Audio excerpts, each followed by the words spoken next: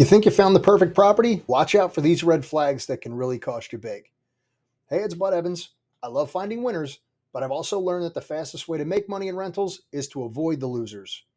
Today, I'm handing you my field guide to red flags, what they look like, why they matter, and how to verify them before you wire a single dollar to title. None of this is legal or tax advice. It's just an operator's checklist that I've used that can run in any market. First, before we begin, do me a favor, hit that and subscribe button, and don't forget the notification bell so you don't miss out on the next rental property investing breakdown. First, and one of my big 6 items, is the foundation and water. The silent profit killers. If a house has chronic water problems, it's trying to tell you run away now. Look for stair-step cracks in block walls, horizontal cracks in poured concrete, doors that rub, floors that bowl or crown, and patched epoxy lines without drainage improvements. In basements or crawl spaces, use your nose. If it smells funny, usually means moisture. Efflorescence, white chalky residue on masonry, says water's been there before, be wary. A cheap fix, paint it on, waterproofing, it never solves that hydrostatic pressure. So verify. Bring a strong flashlight and a moisture meter and check your grading. Soil should fall away from the structure 6 inches over the first 10 feet. Look for functioning gutters with full-length downspouts, pushing water about 6 to 10 feet away from the house. Ask for any structural reports if you notice anything. If there aren't any, hire somebody to do it. And here's the decision rule. If the foundation repair plus the drainage plus the interior finishes wipe out your cash cushion or push your DSCR below your floor, in my case it's 1.3, renegotiate hard or walk away. All right, talking about foundation. If you're not sure where to start on your journey in real estate investing, or if you're experiencing that analysis paralysis, go to budevans.com and book a free 30-minute strategy session, and I promise I can help you get started. It is not a sales pitch. I'm not selling some kind of $20,000 guru coaching program. I just love to watch others succeed.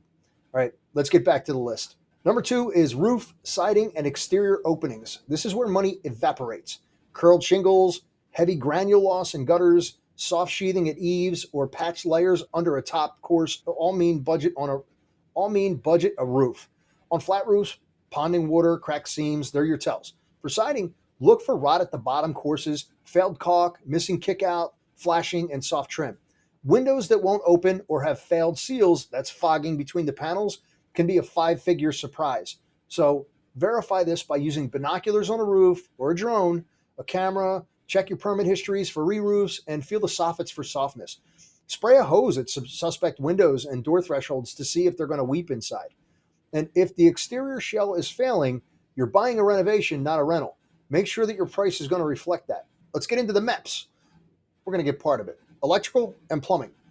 Safety first here, then tube wiring, aluminum branch circuits, double tap breakers, missing GFCIs near wet spots, and underground outlets are all insurance nightmares. Plumbing red flags include old galvanized supply lines, that's brown water, low pressure, cast iron stacks with scaling and cracks. Believe me, I found one behind a wall that was completely gone. And mystery repairs using flex hose or duct tape or shark bites, wet ceilings under bathrooms, black stains around shower bases, and toilet flanges set below the finished floor are going to equal reoccurring leaks. So carry a 3-light outlet tester and check random outlets. Pop the panel, cover with a licensed pro when allowed, run every faucet and flush every toilet at once, and then see if the pressure is going to back up on you or not. If there's a basement clean out, pull the cap and sniff. Rotten egg means a failing trap or a venting problem. Here's where you make your decision.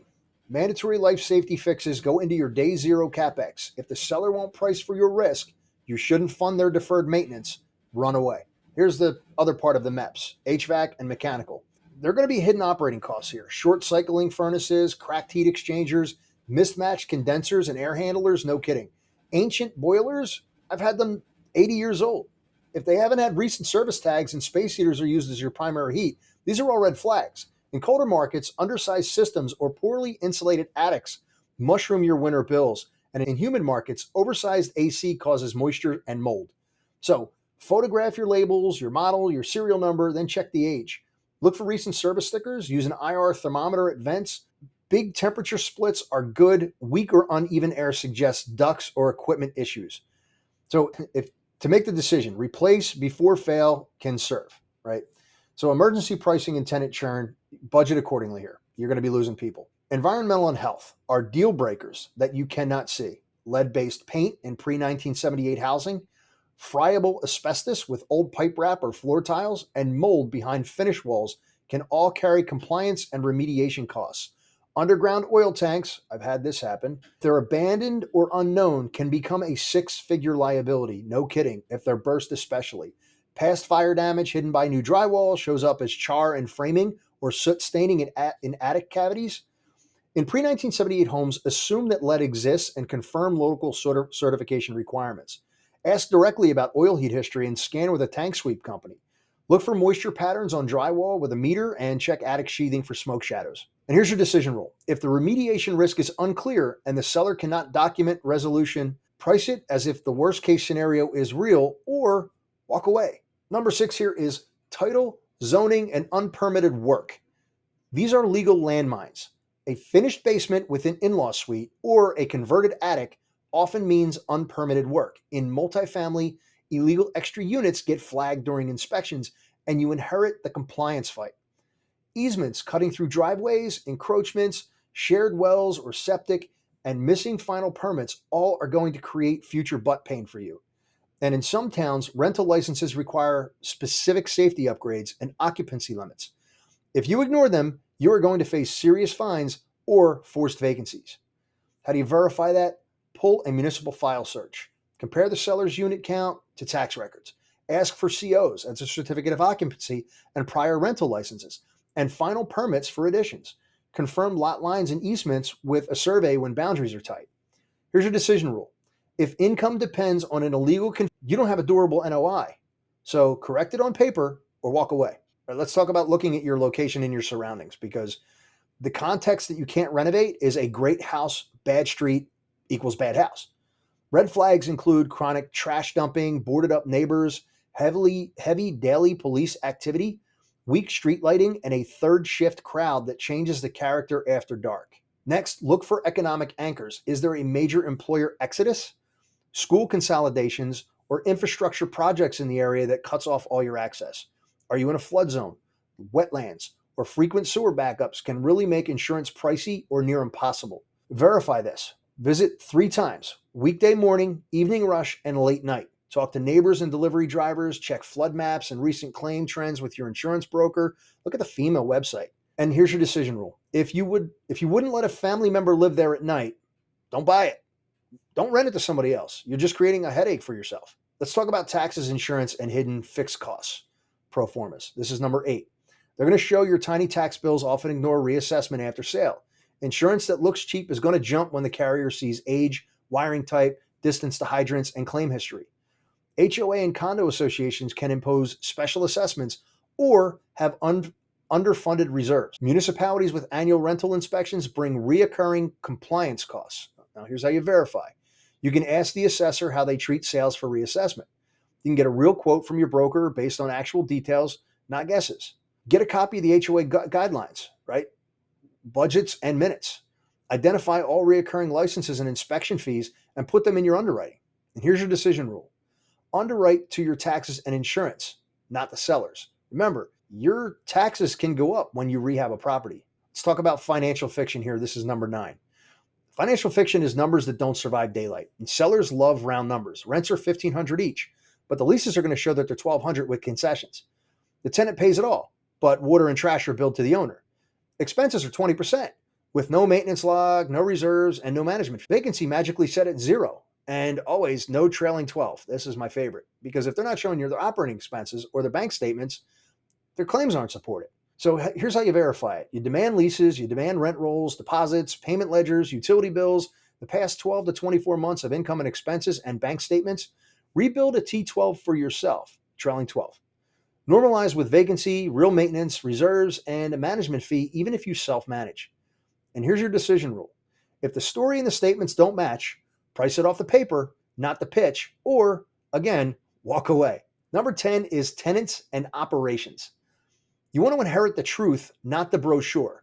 Month-to-month tenants with chronic late fees, residents who pay cash only, or occupants who refuse access for legally allowed inspections are big red flags.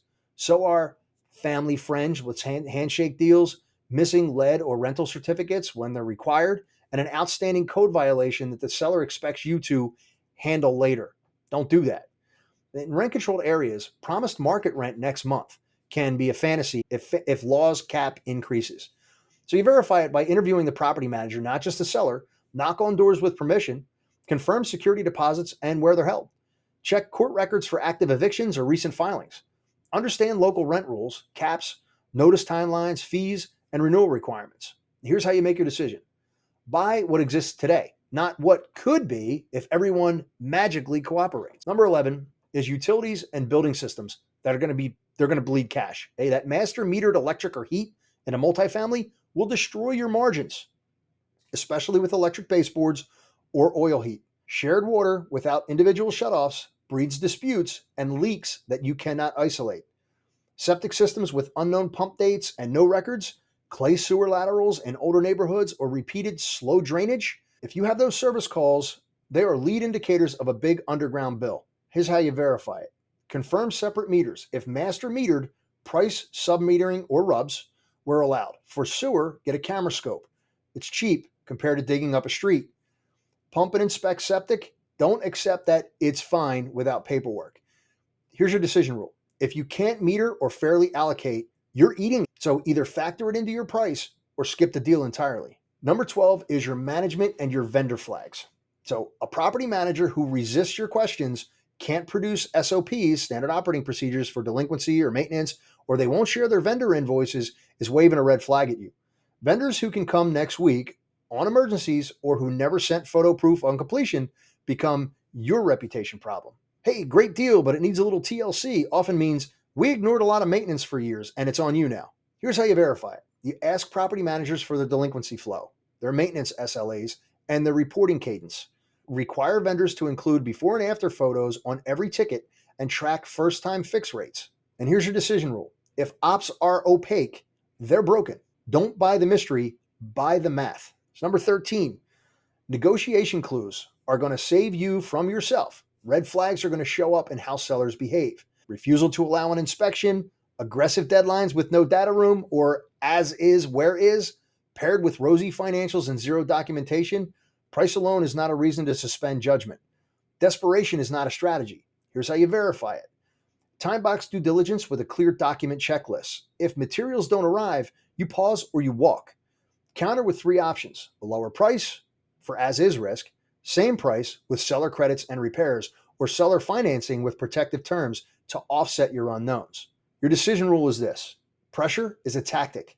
Clarity is your defense. Walking into a house with leases written on napkins is not sufficient. Let's talk about number 14, a simple red flag walkthrough. This is what I do every time. Drive by for 5 minutes looking at roofs, grading, neighboring pride of ownership, nighttime lighting, and parking realities. Curb to crawl is another 30 to 45 minutes. You're going to look at your exterior shell, foundation lines, gutter, downspout functions, moisture in the basement, crawl panel peak. Run every faucet and flush it. Heat, air test, attic check, window and door function, smokes and COs, CO alarms. Paper pull, it's same day. Leases, rent rolls, ledgers, T12s, utility bills, licenses, permits, violations, insurance, claim history, HOA docs if they have them. Here's a triad: seller, PM, and contractor. Ask each the same questions and note where the answers diverge. That's where the truth lives. What to do when you find a red flag? Number 1, quantify it. Get bids, not vibes. Number 2 is underwrite with real numbers, taxes, insurance, CapEx, and vacancy. Number 3 is reframe your entire offer, price, terms, or both. Number 4, decide fast, buy, restructure, or walk. No maybes in this. It's math. Remember, passing on a bad deal is a profit. Your future self will thank you for the deals you didn't do. If this checklist helped, put it to work on your next walkthrough. Print it, run it, and compare your notes to the seller's story. Again, if you think that this might help you at all, like, subscribe, share this, and hit that notification bell so you can be sure not to miss the next breakdown. And here's a quote: when your discipline is sharper than the property's problems, you will buy fewer headaches and keep more of your cash flow. It's exactly how this business is supposed to work. All right. I'm Bud Evans. Aim high, execute fast, and I'll see you on the next one.